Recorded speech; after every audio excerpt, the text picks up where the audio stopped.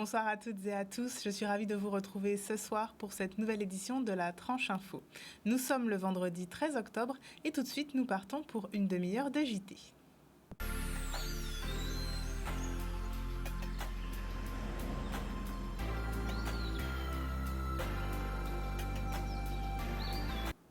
Vie chère, augmentation des salaires des travailleurs, la CGT prépare ses futurs combats. Lors d'une conférence de presse qui s'est tenue aujourd'hui, la Confédération générale du travail de la Guadeloupe a abordé les différents sujets qui mobiliseront leur attention et leurs actions.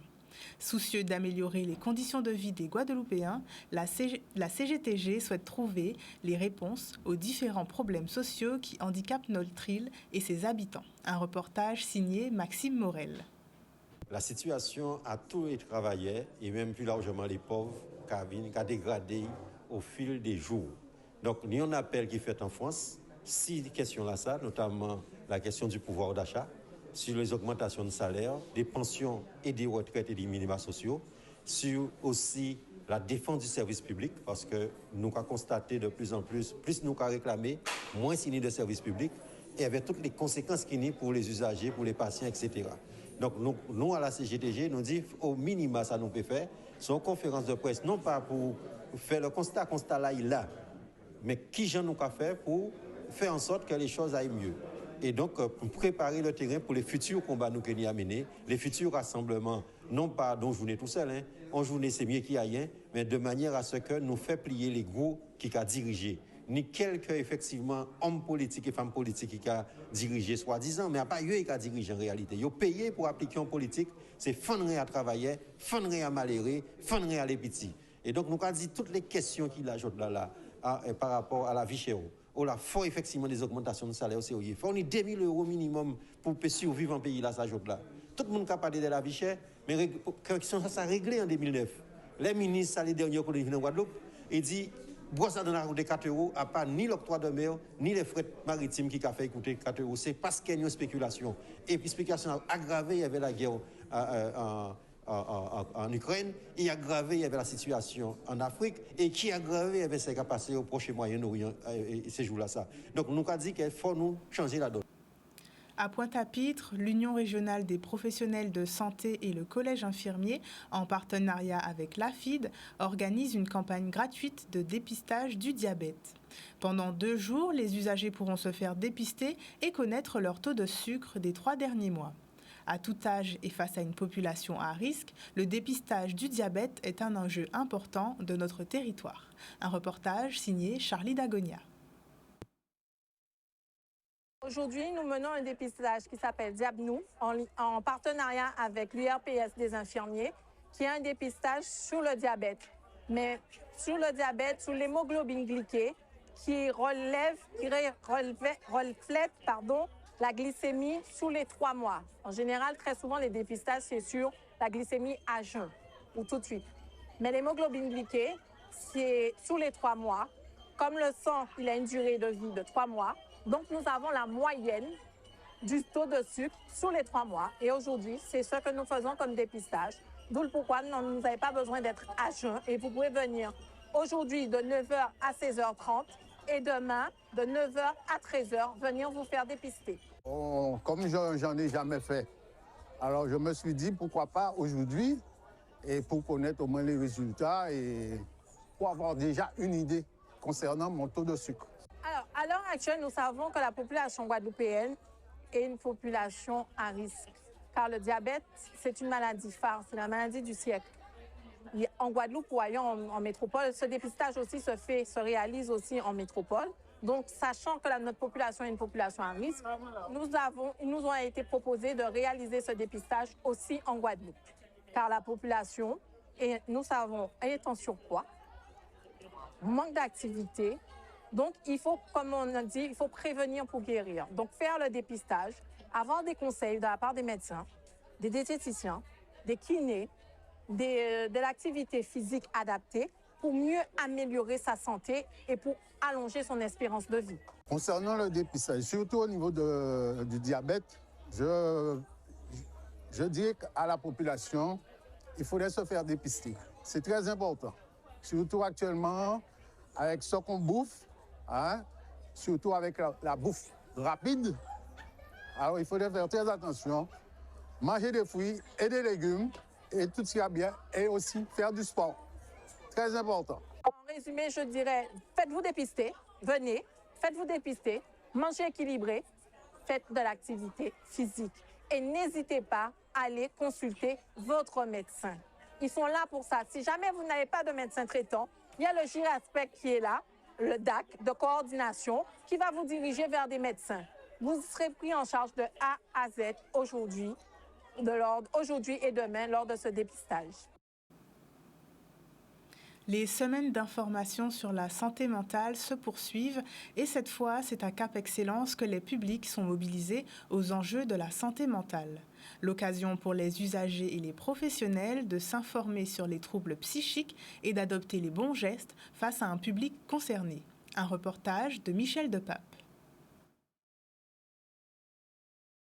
Nous sommes à Cap Excellence dans le cadre des semaines d'information santé mentale pour communiquer sur les actions qui sont portées par le Conseil local en santé mentale de Cap Excellence et de l'ensemble de ses partenaires qui, dans le cadre des semaines d'information santé mentale, proposent à l'ensemble des publics, populations, salariés, jeunes, des actions de prévention, de sensibilisation et d'information en santé mentale et permettent également de déstigmatiser les troubles en santé mentale.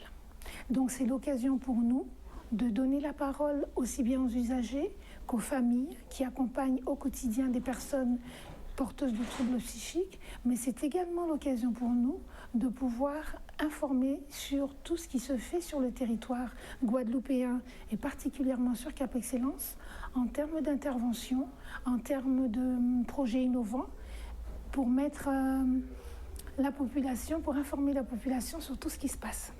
C'est effectivement permettre aux personnes, tous citoyens, mais ici on est plutôt avec des professionnels de la jeunesse, de pouvoir intervenir lorsque ils ont besoin d'accompagner un jeune ou une jeune qui présenterait des signes de faiblesse sur le plan mental, des difficultés, soit des problèmes dépressifs, soit des problèmes de crise d'anxiété, soit des problèmes de psychose, de troubles liés à l'utilisation de substances ou des troubles alimentaires par exemple. Le décrochage scolaire est polyfactoriel, donc il y a des origines diverses et variées. En venant à cet atelier, ça nous permet, nous, le personnel qui travaille au niveau de la MLDS, la mission de lutte contre le décrochage scolaire, de mieux appréhender certains facteurs qui peuvent engendrer des troubles. Comment être sensibilisé justement à la santé mentale permet de mieux appréhender les jeunes dont nous avons la charge, de manière à mieux les orienter lorsque une problématique vient, telle que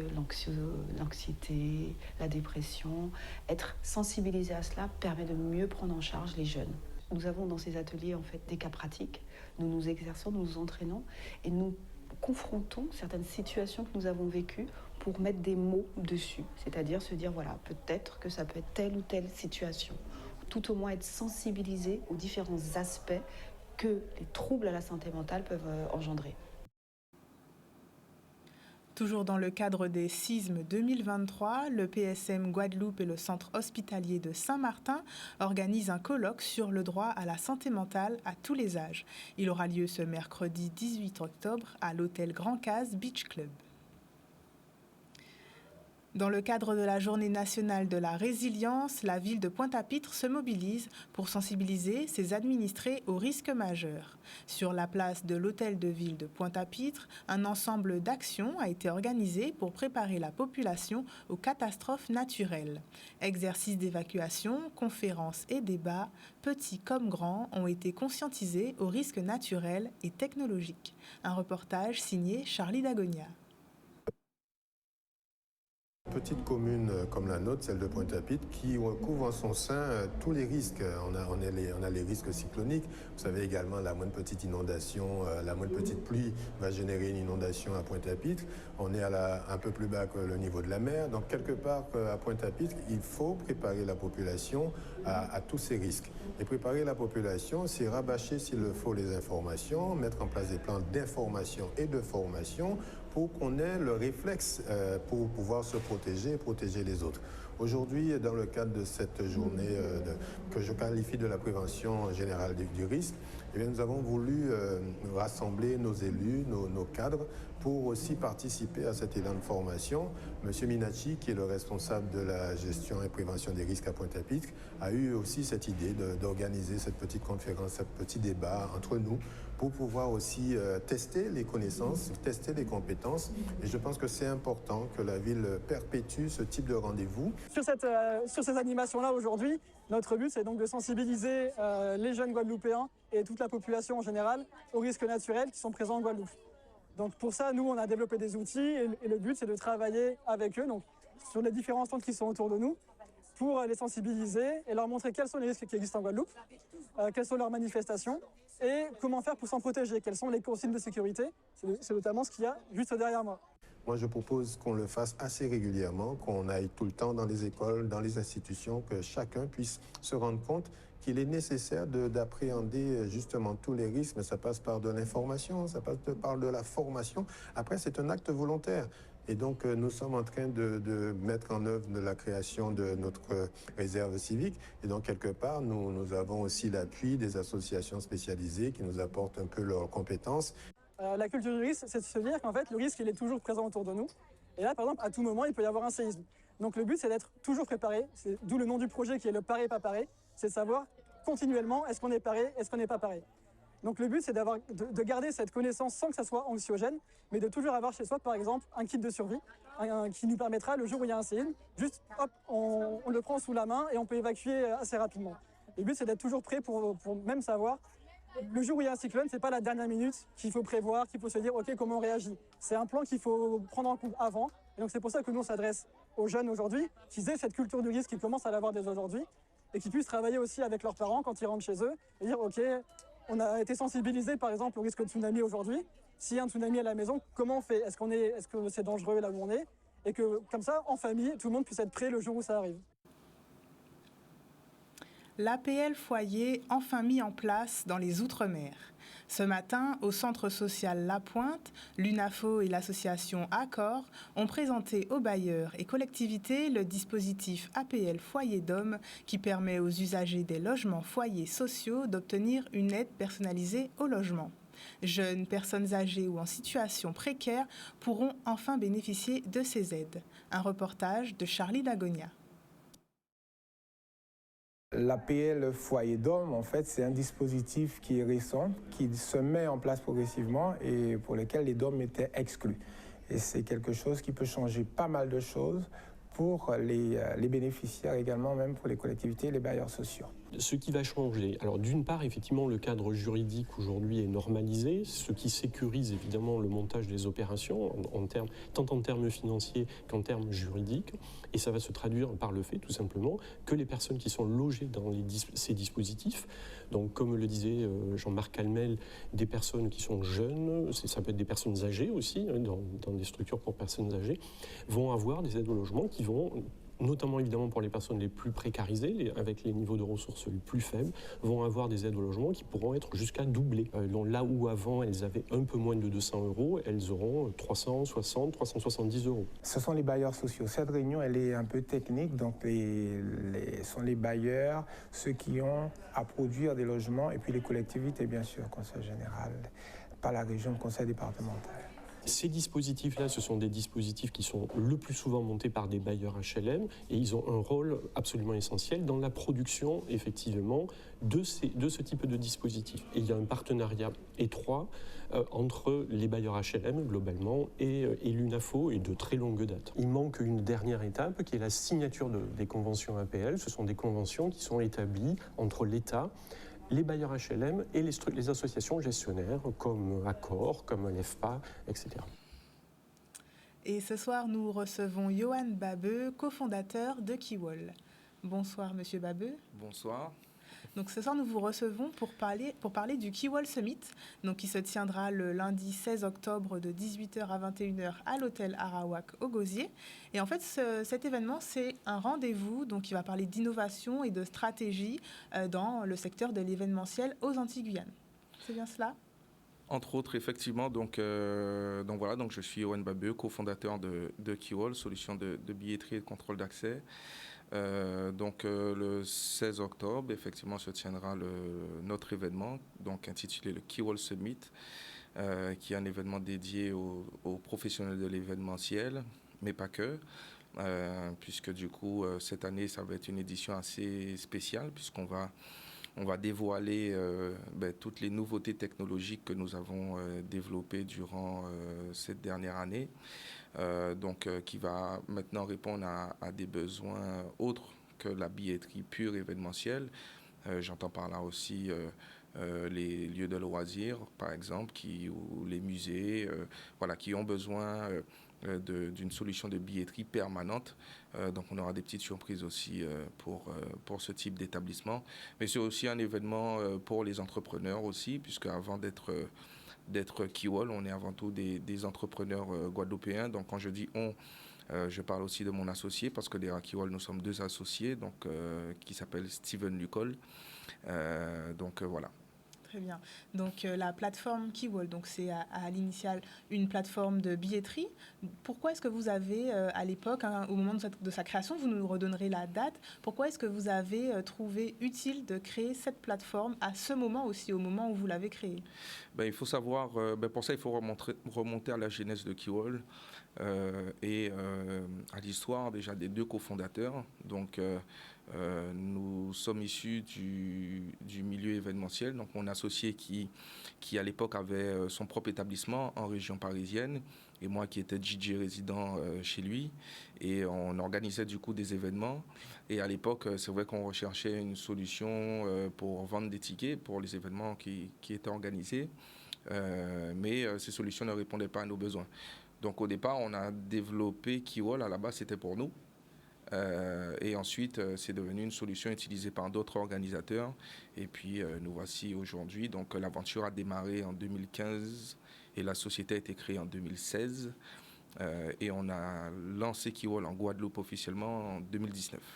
Très bien. Voilà. Et depuis voilà, le lancement officiel, vous avez vu des évolutions, des transformations dans le domaine de l'événementiel et aussi des solutions de billetterie.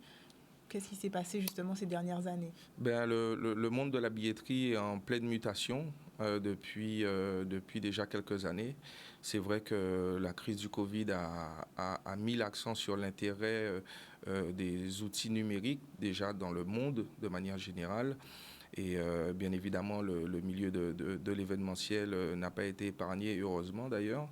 Et donc oui, donc les habitudes des consommateurs aussi ont changé. Les modèles de vente, de commercialisation des spectacles et des événements a aussi changé. On voit de moins en moins d'organisateurs passer par de la vente de bracelets dans des points de vente physiques ou des tickets papier comme ça se faisait avant. Ce sont des pratiques qui tendent à disparaître. Donc forcément aujourd'hui, les enjeux des organisateurs passent par des outils numériques, à la fois pour optimiser le temps, les coûts, avoir des outils professionnels de plus en plus qui leur permettent d'avoir de la traçabilité, leur permettre aussi de pouvoir personnaliser leur billetterie. Enfin bref, donc tout un tas d'outils. On parle aujourd'hui de cashless, par exemple, sur les festivals pour permettre d'éviter la circulation d'espèces, pour sécuriser les flux monétaires. Donc voilà, donc ce sont tout un tas de sujets qui aujourd'hui sont tout un tas de sujets qui sont aujourd'hui importants pour les organisateurs. Et ça va continuer à l'être, en tout cas sur les années à venir. Et notre rôle à nous, en tant que société informatique spécialisée dans la billetterie en ligne, c'est de pouvoir justement apporter le maximum d'outils à tous ces professionnels pour qu'ils puissent justement piloter de bout en bout leur événement à travers ces solutions. Très bien. Donc, ils pourront découvrir toutes ces solutions lors du Keywall Summit, on le rappelle, qui se tiendra le lundi 16 octobre de 18h à 21h à l'hôtel Arawak. Voilà, effectivement. Et puis, c'est un événement qui est gratuit. Donc, il faut simplement s'inscrire sur kiwal.com. Et puis, on sera ravis d'accueillir toutes les personnes à 18h à l'Arawak. Très bien. Je vous remercie, M. Babeu. Merci beaucoup. Concourir pour le titre du meilleur laveur de vitres ou décrocher un poste dans le secteur de l'hygiène et de la propreté vous tente-t-il ? Le centre de formation IGIA Global Institute, spécialisé dans les métiers de l'hygiène et de la propreté, organise une journée porte ouverte et un job dating, l'occasion de découvrir les offres de formation et les emplois disponibles dans le secteur. Un reportage d'Harold Delus et de Charlie Dagonia. IGIA Global Institute, centre de formation spécialisé dans les métiers de l'hygiène et de la propreté. Nous organisons notre deuxième journée porte ouverte le mercredi 18 octobre à partir de 8h30. À cette occasion, nous mettons en place un job dating pour toutes les personnes qui recherchent du travail dans le domaine de l'hygiène et de la propreté. Nous aurons sur place 3 chefs d'entreprise dans les métiers de l'hygiène et de la propreté et aussi des services à la personne. Donc, ce même jour, nous organisons également un concours, le premier concours de laveur de vitres en Guadeloupe, qui va se dérouler également ce même jour. Ça s'adresse en fait à tous les candidats qui ont un rapport direct avec la propreté, l'hygiène, et bien évidemment sont ouverts à ce concours métier les salariés de demandeurs d'emploi, les élèves de la formation initiale, notamment le lycée du Moule, et bien évidemment les salariés en situation de handicap également, et bien évidemment les demandeurs d'emploi. Alors, le candidat aura la chance d'être le meilleur laveur de vitres de Guadeloupe. Il sera récompensé. Et bien évidemment, ceux qui viennent au concours qui vont au job dating auront la possibilité, si ça se trouve, de trouver un emploi dans les métiers de l'hygiène et de la propreté. Et ce jour-là même, IGIA Global Institute offrira un accompagnement VAE gratuitement et une formation en anglais. Nous sommes arrivés au terme de ce journal. Je vous remercie de votre fidélité et je vous retrouve lundi à 18h30 pour une nouvelle édition de la Tranche Info. Excellente soirée et bon week-end sur Canal 10.